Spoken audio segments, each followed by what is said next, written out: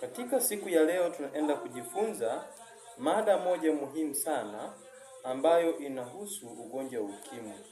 Ambao huu ugonjwa umekuwa ukisumbua watu wengi, hasa vijana wa umri mdogo na pia watu kuanzia miaka 35 mpaka 45. Imekuwa ikiwasumbua sana. Sasa leo tutaenda kuangalia nini maana ya ugonjwa wa ukimwi, na pia tutaangalia visababishi vinavyosababisha, na pia tutaangalia ni jinsi gani ya kujikinga na ugonjwa huu, na pia tutaangalia dawa ambazo zinatumika katika ugonjwa huu. Tukianza moja kwa moja, tukianza na mada ambayo inaitwa ukimwi. Ukimwi ni nini? Ukimwi ni ugonjwa unaosababishwa na virusi vya ukimwi. Tunaposema ukimwi unasababishwa na virusi vya ukimwi. Ugonjwa huu hushambulia seli za mwili na hivyo kupelekea mwili kuwa dhaifu. Hivyo ukishapelekea mwili kuwa dhaifu, hupelekea vimelea vingi vya magonjwa mbalimbali, kwa mfano labda mafua, malaria, magonjwa ya zinaa, gonorea, syphilis. Haya magonjwa kushambulia mwili kwa sababu unakuta kinga ya mwili imeshuka. Lakini tunaposema hata kuona kirefu cha HIV and AIDS. Tunaposema HIV ni human immunodeficiency. Lakini tunaposema AIDS ni acquired immunodeficiency syndrome. Tofauti yake ni nini? Tofauti kati ya HIV na AIDS ni kwamba HIV ni virusi vinavyoshambulia seli za mwili au kinga ya mwili. Lakini tunaposema AIDS ni ile hali ambayo unakuta mwili tayari umeshapata virusi vya ukimwi na umesababisha kinga ya mwili imepungua kwa kiwango kikubwa sana. Pengine tunaita CD4 ambao ni stage 4 ambao unakuta umefika stage ya mwisho, na pia hata ukihesabu zile seli bila kwenye vipimo tukihesabu unakuta seli zimeshuka kwa kiwango kikubwa. Kwa hiyo ndio tofauti kubwa katika ugonjwa huo. Lakini pia tutaangalia tena nini kinasababisha sasa huo ugonjwa unasambaaje. Lakini kabla hatujaendelea, kirefu cha ukimwi tunasema ni upungufu wa kinga mwilini. Kwa unapokuwa umepata ugonjwa huu, maana yake unakuta kinga ya mwili imeshuka. Leo tutaangazia sababu 5 kuu ambazo hupelekea kusambaa kwa maambukizi haya. Sababu ya kwanza ni kujamiana bila kinga.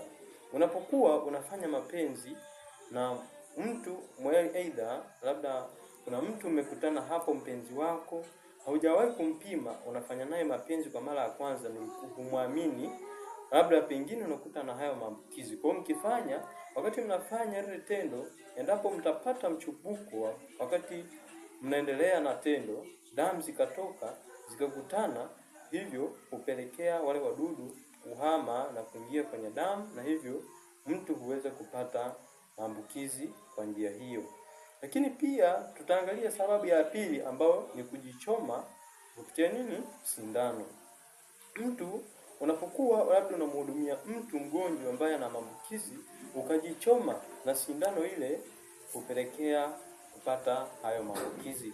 Na pia hata mtu unapokuwa labda umetumia sindano hazijatupwa, mtu akajichoma nazo, au ukajichoma, mtoto anacheza akajichoma, hivi huweza kupata maambukizi kupitia njia hiyo endapo mtu huyu atakuwa na maambukizi. Lakini pia tutaangalia sababu ya 3 ambayo ni kupokea damu yenye maambukizi.